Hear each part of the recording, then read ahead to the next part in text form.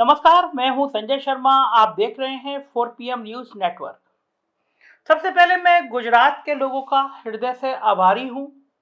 हमने 4 PM गुजरात शुरू किया। एक यूट्यूब में होता है कि जब तक आपके 1000 सब्सक्राइबर पूरे नहीं होते हैं तब तक आप लाइव नहीं कर सकते उस चैनल पर। गुजरात में हमारी टीम है, मयूर जानी जी वहाँ देख रहे हैं, लेकिन जब तक 4 PM गुजरात के 1000 सब्सक्राइबर नहीं होते तो वो लाइव नहीं कर सकते थे। तो हम लोगों ने लॉन्च किया और मैंने अनाउंस किया कि हमने 4 PM गुजरात अनाउंस कर दिया है।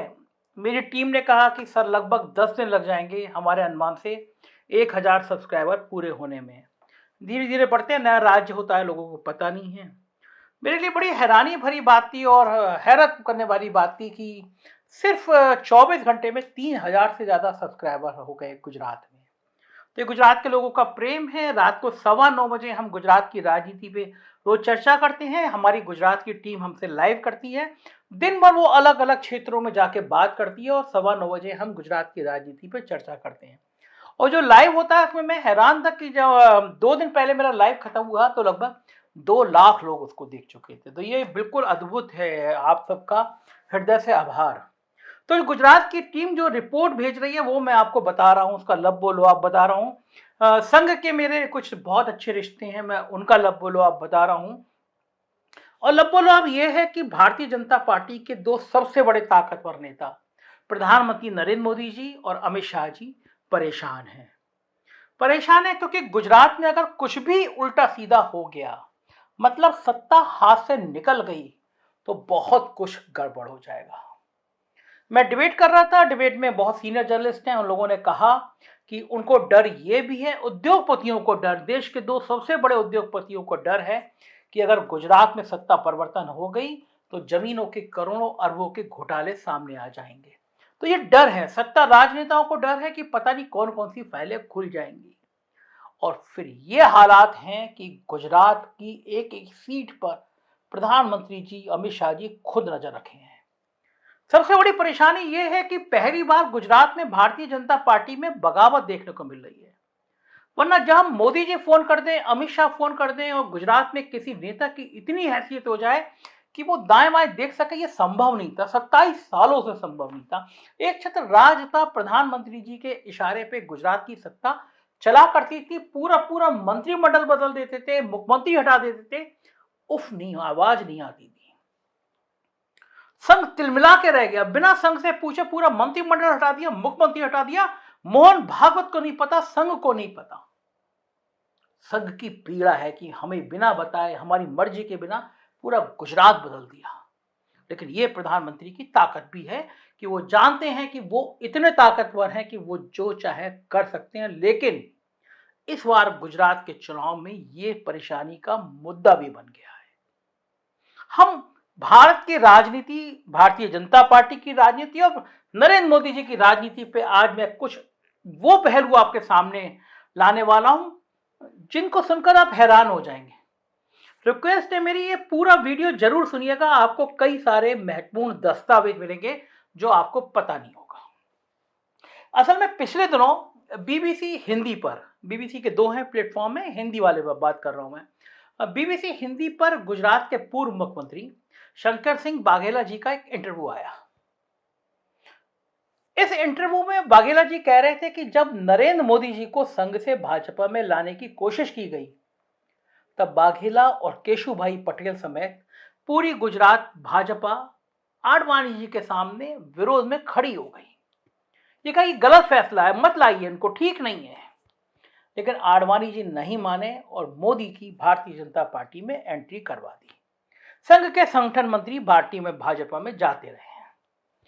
ठीक इसी प्रकार दिल्ली के पुराने पत्रकारों का कहना है, मेरे बहुत बहुत राम बहादुर राय जी समेत तमाम मेरे कई सीनियर जर्नलिस्टों से मेरे बातचीत संवाद रहे हैं, तो उनका जो इनपुट है, बाकी लोगों का जो इनपुट है, उन पत्रकारों का कहना है कि जब गुजरात में जनवरी 2001 में भूकंप आया था तब उसके बाद मोदी एंड कंपनी ने दिल्ली में केशुभाई पटेल को उनकी कुर्सी से हटाने का एक तरह से अभियान छेड़ रखा था।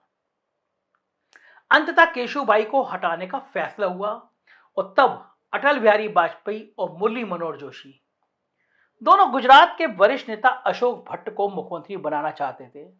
इन दोनों की राय को दरकिनार करके आडवाणी जी और पार्टी के अध्यक्ष जना कृष्णमूर्ति ने दिल्ली के भारतीय जनता पार्टी कार्यालय में बतौर महासचिव निर्वासित जिंदगी बिता रहे एक और मुख्यमंत्री बनने के लिए तगड़ी लॉबिंग कर रहे नरेंद्र मोदी जी को मुख्यमंत्री बनाकर गुजरात भेज दिया।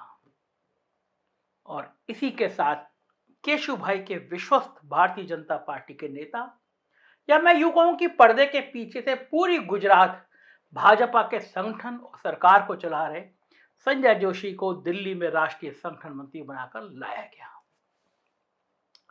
दरअसल मोदी दिल्ली में इसलिए निर्वासित किए गए थे क्योंकि 1995 में बाघेला के खजुराहो प्रकरण के बाद बाघेला कैंप की विद्रोह टालने की पहली शर्त यही थी कि मोदी को गुजरात से हटाया जाए। तब से लेकर अगले 6 सालों तक मोदी कभी दिल्ली तो कभी अमेरिका के चक्कर काट रहे थे। इसके बाद क्या हुआ हम सब जानते हैं।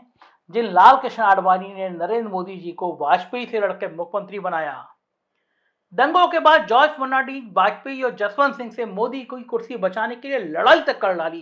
सार्वजनिक है, उन्होंने कहा था, वाजपेयी जी ने जाके कहा था कि राजधर्म का पालन करना चाहिए और मोदी जी ने कहा हजूर मैं वही तो कर रहा हूं।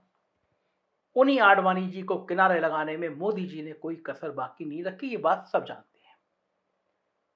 बाघेला ने इसी इंटरव्यू में यह भी कहा कि कमला आडवाणी के निधन के बाद जब मैं उन्हें श्रद्धांजलि देने आडवाणी जी के घर गया तो मैंने उन्हें याद दिलाया कि साहब आज की परिस्थिति के लिए सिर्फ और सिर्फ आप जिम्मेदार हैं, क्योंकि तब आपने हम सब की बात काट दी थी। बकौल बाघेला आडवाणी मेरी बात सुनकर रोने लगे थे कि ये उनका दांव गलत लग गया। लेकिन कहते हैं ना कि इतिहास खुद को दोहराता है। घड़ी की सुई जहां से चलती है वहां घूमकर फिर आती रहती है। दरअसल भारतीय जनता पार्टी में भी अब यही हो रहा है।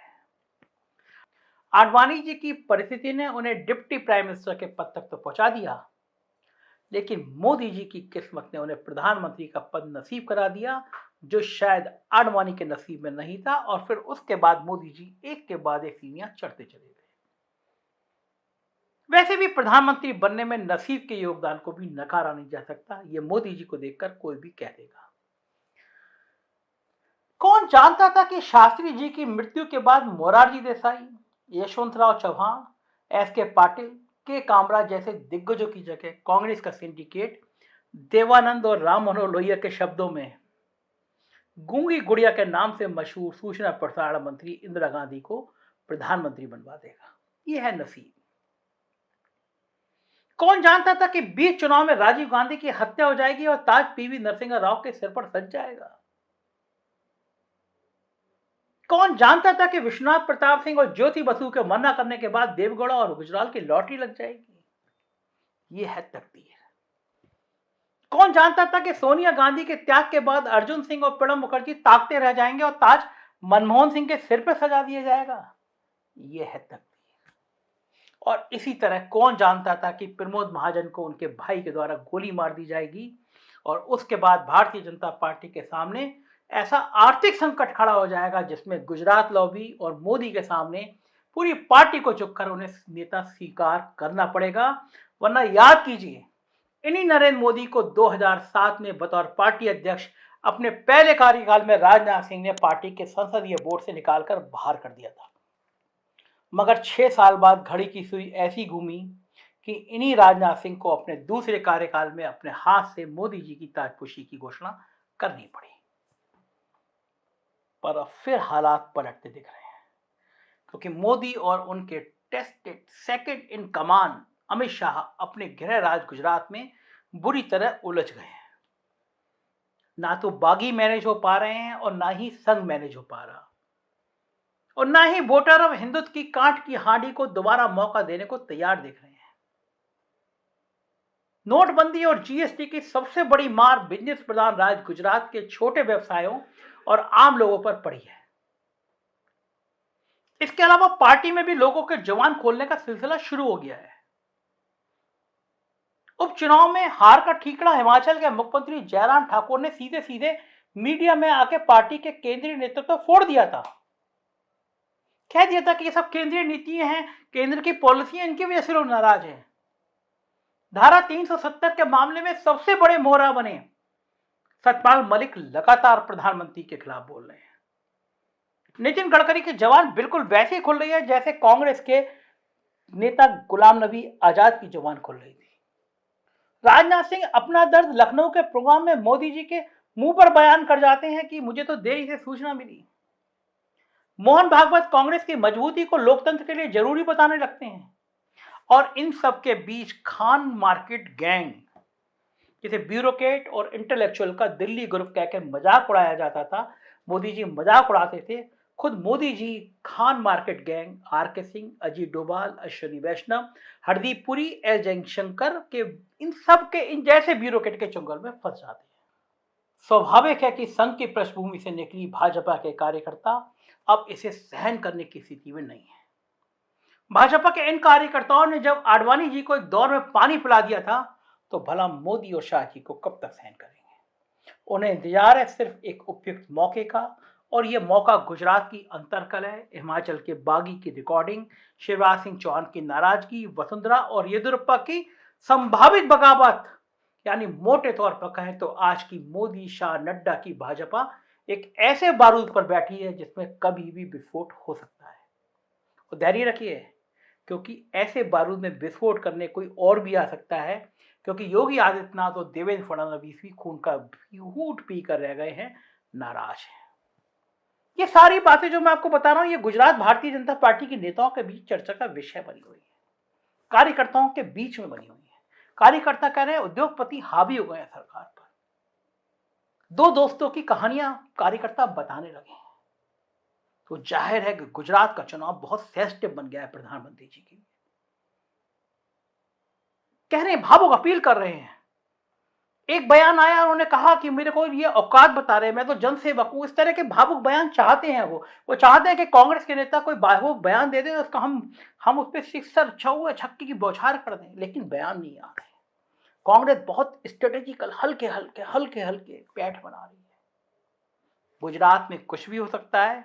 हम आपको गुजरात की ग्राउंड रिपोर्टिंग बताते रहेंगे। 4 PM गुजरात आप लोगों देख रहे हैं, इसको सब्सक्राइब करिए। गुजरात के स्पॉट से रिपोर्टिंग आपको मिलती रहेगी। उत्तर प्रदेश की खबरें देखना हो तो 4 PM यूपी, और बिहार की खबरें देखना हो तो 4 PM बिहार सब्सक्राइब करिएगा। यह आपका अपना चैनल है, गोदी मीडिया नहीं है। जो सच होगा यहाँ बताया जाएगा। तो प्यार देते रहिए, प्यार लेते रहिए। शुक्रिया, थैंक यू।